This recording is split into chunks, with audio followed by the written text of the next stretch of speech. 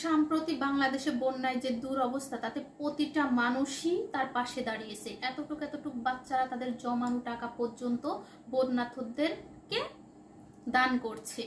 এছাড়া মানুষের কানের দুল প্রতিবন্ধী মানুষ যে ভিক্ষা করে খায়, সেও তার জমানো টাকা কিছু টাকা বন্যার্থদেরকে দিচ্ছে। আর এই দেখুন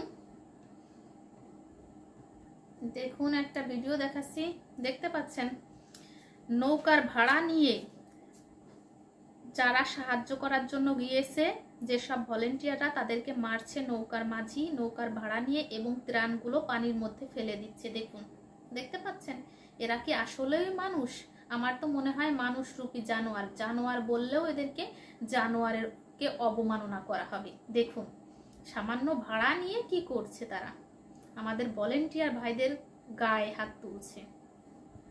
এই ভাই বলছে তিনি নাকি ত্রাণ পাচ্ছে না, একটু খাবারের জন্য এখানে ওখানে ছোটাছুটি করছে, অথচ খাবার পাচ্ছে না। এছাড়া আশ্রয় কেন্দ্রে নাকি দুজন মারাও গিয়েছে, গর্ভবতী মায়েদেরকে ভেলাই করে ওনরাই নাকি নিচ্ছে, এই বলল।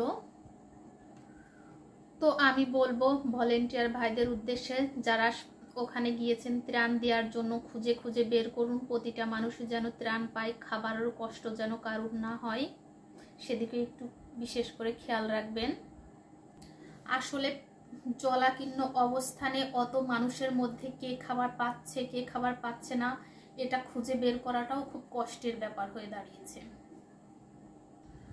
তো বলবো আল্লাহ পাক যেন সহায় হয়, এই বিপদ থেকে যেন আমরা খুব দ্রুত মুক্তি পেতে পারি, আল্লাহ যেন রহমত করে।